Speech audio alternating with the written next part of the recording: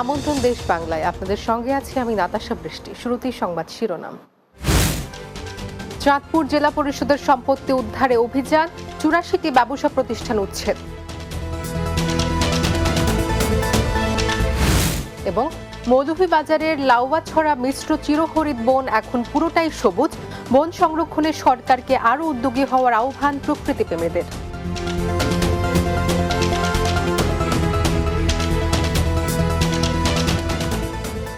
শুনছিলেন শিরোনাম, এবারে বিস্তারিত। চাঁদপুর জেলা পরিষদের ৮২% ভূমিতে স্থাপিত অবৈধ দোকানপাট উচ্ছেদ করেছে জেলা প্রশাসন। অভিযানে বিভিন্ন ধরনের ৮৪টি ব্যবসা প্রতিষ্ঠান উচ্ছেদ করা হয়। উচ্ছেদ অভিযান পরিচালনা করেন জেলা পরিষদের প্রধান নির্বাহী কর্মকর্তা মোহাম্মদ মনোয়ার হোসেন। তিনি জানান, ২২ কোটি টাকা ব্যয়ে মার্কেট নির্মাণের প্রকল্প প্রস্তুত করেছে জেলা পরিষদ। সে লক্ষ্যে অবৈধ দোকানপাট উচ্ছেদ করা হয়। মার্কেট নির্মাণ হলে পূর্বে লিজ নেওয়া ব্যবসায়ীরা অগ্রাধিকার ভিত্তিতে দোকান বরাদ্দ পাবেন। এ সময় সদর উপজেলার রেসিডেন্ট ইমরান হোসেন খান, জেলা পরিষদের সদস্য সহ অনেকে উপস্থিত ছিলেন।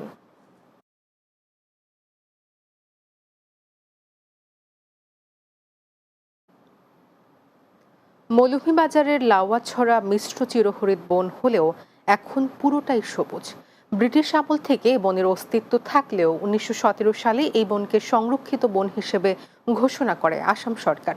আর ১৯৯৬ সালে এর ১২৫০ হেক্টর এলাকাকে জাতীয় উদ্যান হিসেবে ঘোষণা করে বাংলাদেশ সরকার। জীববৈচিত্র্য ও সবুজের সমারোহের কারণে এই বন দেশ বিদেশের প্রকৃতি প্রেমীদের কাছে টানে বারবার। শ্রীমঙ্গল প্রতিনিধি বর্ণ চক্রবর্তীর তথ্য ছবিতে সুরাইয়া সীমার ডেস্ক রিপোর্ট। মৌলভীবাজারের শ্রীমঙ্গল ও কমলগঞ্জের মধ্যবর্তী আনসার্ভে ল্যান্ডে পড়েছে লাউয়াছড়া বন, যার বিস্তার এখন শ্রীমঙ্গল ও কমলগঞ্জ উপজেলা জুড়ে। বর্ষায় সবুজে ভরপুর লাউয়াছড়া বন। বৃষ্টিস্নাত বনের বৃক্ষরাজির গায়ে নেই কোনো ধুলোর প্রলেপ, যার সবুজের পুরোটাই ভেসে ওঠে চোখের সামনে। এই সবুজের ছোঁয়া নিতে উদ্গ্রীব ভ্রমণ পিপাসুরা। এটার ভিতরে গেলে আমরা যে সুজলা সফলা একটা দেশে আছি, হ্যাঁ, এটাই মনে হয় যেন আছে না আমাদের প্রকৃত সৌন্দর্য। এই প্রকৃতিকে আমরা আমাদের প্রয়োজনেই, বিশ্বের মানুষের প্রয়োজনে রক্ষা করতে হবে। এদিকে মাঝে মধ্যে গাছ খেকোদের হানায় উজাড় হয়েছে বনটির অনেক মূল্যবান গাছ। গাছগুলো কেটে নিয়ে যাচ্ছে দুর্বৃত্তরা, তখন মনের মধ্যে পীড়া দেয়। এই বনে রয়েছে ১৬৭ প্রজাতির উদ্ভিদ ও ২৭৬ প্রজাতির জীবজন্তু ও সরীসৃপ। আর এটি মিশ্র চিরহরিৎ বন হলেও বৃক্ষরাজির জন্য প্রায় ১২ মাসই সবুজ থাকে এই বন। এই মৌসুমে বিভিন্ন বন্যপ্রাণী প্রজননকাল। আপনারা যারা পর্যটক বা দর্শনার্থী আসবেন, এই উদ্যানে যেন বন এবং বন্যপ্রাণী কোনো ক্ষতি না হয় সেদিকে লক্ষ্য রাখবেন। বিশেষজ্ঞরা বলছেন, বাংলাদেশ নয়, এ বন বিশ্বের সম্পদ। আর বন পরিবেশ ও জলবায়ু রক্ষায় স্থানীয়দেরও ভূমিকা রাখতে বলেন তারা। জীববৈচিত্র্যে কিন্তু এই বন একটি অনন্য বন। এখানে বহুবিধ সাপ, ব্যাঙ, পাখি যেগুলো দেশে অত্যন্ত বিরল, সেই বন্যপ্রাণীগুলো কিন্তু এখানে পাওয়া যায়। সকলের কাছে আমার বিনীত প্রার্থনা যে আপনারা পরিবেশটা ক্ষতি করবেন না। বেহাত হওয়া এই বনের জায়গা উদ্ধার করে বনের পরিধি বৃদ্ধি ও তার সংরক্ষণে সরকারকে আরও উদ্যোগী হওয়ার আহ্বান প্রকৃতির প্রেমীদের। Desk report, Bangla TV. ব্রাহ্মণবাড়িয়ায় ছাত্রলীগ কর্মী ইজাজের হত্যাকারীদের গ্রেপ্তার ও ফাঁসির দাবিতে মানববন্ধন অনুষ্ঠিত হয়েছে। ব্রাহ্মণবাড়িয়া প্রেস ক্লাবের সামনে মানববন্ধন অনুষ্ঠিত হয়। সুহিলপুর ইউপি চেয়ারম্যান আব্দুর রশিদ ভূঁইয়ার সভাপতিত্বে এতে উপস্থিত ছিলেন সদর উপজেলা চেয়ারম্যান শাহাদাত হোসেন শোভন, মজলিশপুর ইউনিয়নের সাবেক চেয়ারম্যান তাজুল ইসলাম, জেলা ছাত্রলীগের সহ সভাপতি নাসিম সহ অন্যরা। দ্রুত দোষীদের গ্রেপ্তার করা না হলে কঠোর আন্দোলনের হুঁশিয়ারি দেন বক্তারা। প্রসঙ্গত, গত ৫ জুন উপজেলা নির্বাচনের বিজয় মিছিলে হামলা চালিয়ে ইজাজকে হত্যা করে দুর্বৃত্তরা। দেশ বাংলায় নিচ্ছি বিরতি, ফিরে এসে অন্যান্য সংবাদের সঙ্গে আলোচনা থাকছে। বেকারত্ব দূর করতে পাবনায় কাজ করছে একটি উন্নয়ন সংস্থা। মৎস্য খাতে প্রশিক্ষণ ও কারিগরি সহায়তা দিচ্ছে তারা।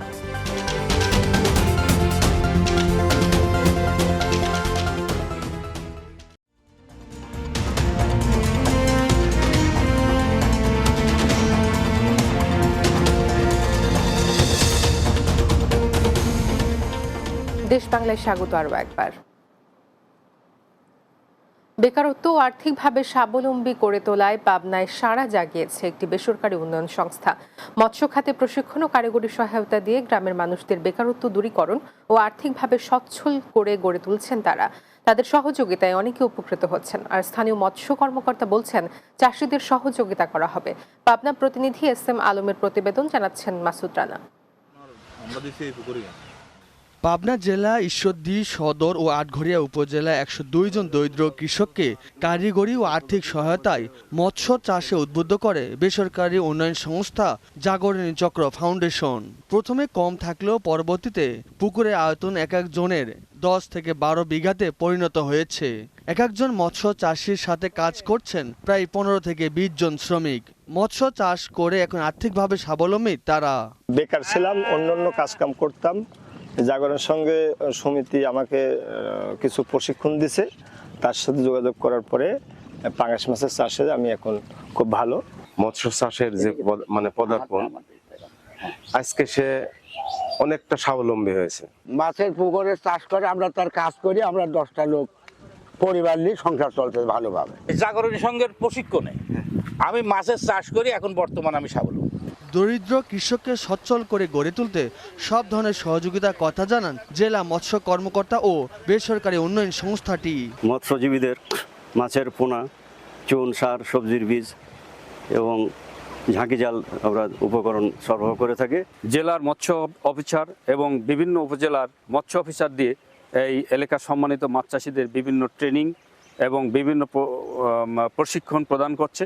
দরিদ্র কৃষকরা মৎস্য চাষে এগিয়ে আসলে আর্থিকভাবে স্বাবলম্বী হওয়ার পাশাপাশি দেশের অর্থনীতিতে বড় ধরনের ভূমিকা রাখবে বলে মনে করছেন সচেতন মহল।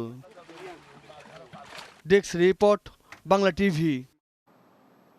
চাঁপাইনবাবগঞ্জে আব্দুল খালেক টিঙ্কু হত্যা মামলার আসামিদের গ্রেপ্তার ও শাস্তির দাবিতে মানববন্ধন করেছে এলাকাবাসী।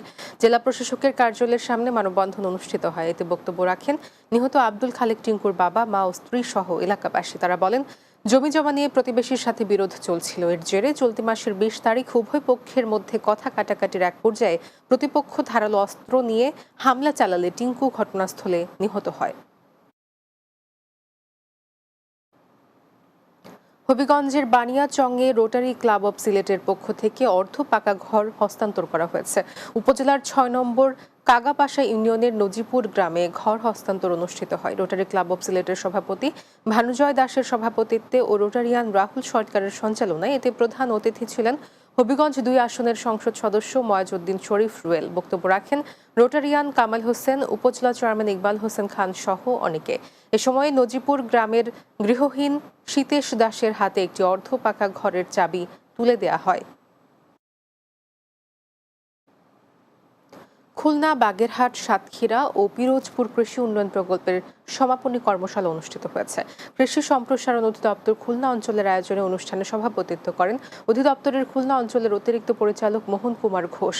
এতে প্রধান অতিথি ছিলেন কৃষি সম্প্রসারণ অধিদপ্তরের সরেজমিন উইং পরিচালক মোহাম্মদ তাজুল ইসলাম পাটোয়ারি। এতে উপস্থিত ছিলেন কৃষি সম্প্রসারণ অধিদপ্তরের প্রশাসন ও অর্থ উইং পরিচালক মোহাম্মদ জয়নাল আবেদিন, কৃষি প্রশিক্ষণ ইনস্টিটিউটের অধ্যক্ষ মোহাম্মদ নুরুল ইসলাম সহ অনেকে। অনুষ্ঠানে 120 জন প্রশিক্ষণার্থী অংশ নেন। মানিকগঞ্জের সাটুরিয়া উপজেলায় খোর্দখোলা গ্রামে জনবসতিপূর্ণ এলাকায় পোল্ট্রি ফার্ম নির্মাণ কাজ বন্ধের দাবিতে মানববন্ধন করেছে এলাকাবাসী। উপজেলার ধানগোড়া ইউনিয়নের খোর্দখোলা গ্রামবাসী মানববন্ধনের আয়োজন করে। এ সময় বক্তারা বলেন, জনবসতি এলাকায় পোল্ট্রি ফার্ম হলে দুর্গন্ধে পরিবেশ নষ্ট হবে, নানা রোগে আক্রান্ত হবে স্থানীয়রা। এ বিষয়ে এলাকাবাসী, জেলা প্রশাসক, পরিবেশ অধিদপ্তর, সাটুরিয়া উপজেলা নির্বাহী অফিসার সহ সংশ্লিষ্ট দপ্তরে লিখিতভাবে অভিযোগ দিয়েছে। জনবসতি এলাকায় পোল্ট্রি ফার্ম বন্ধের দাবি করে জেলা প্রশাসকের হস্তক্ষেপ কামনা করেন এলাকাবাসী।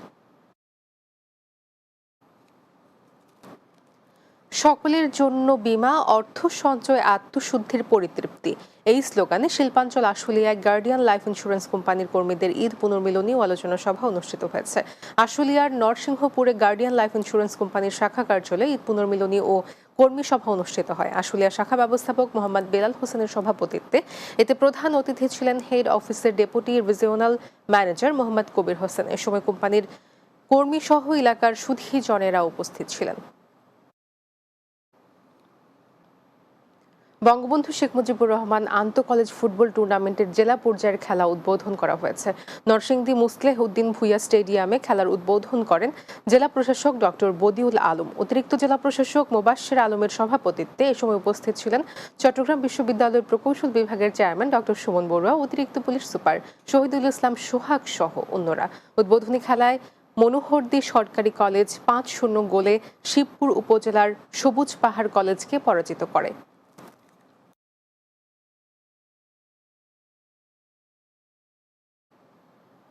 শেষ করব দেশ বাংলা, যাওয়ার আগে শিরোনামগুলো জানিয়ে দিচ্ছি আরো একবার। চাঁদপুর জেলা পরিষদের সম্পত্তি উদ্ধারে অভিযান, 84টি ব্যবসা প্রতিষ্ঠান উচ্ছেদ।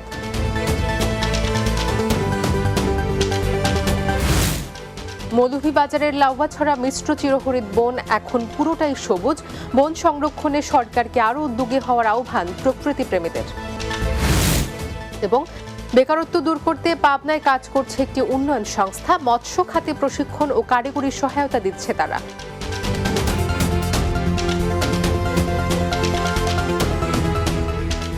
এই ছিল দেশ বাংলা। আমাদের পরবর্তী সংবাদ বিকেল 4টা 30 মিনিটে দিনের বাংলা দেখার আমন্ত্রণ রইল। এতক্ষণ সঙ্গে থাকার জন্য ধন্যবাদ সবাইকে।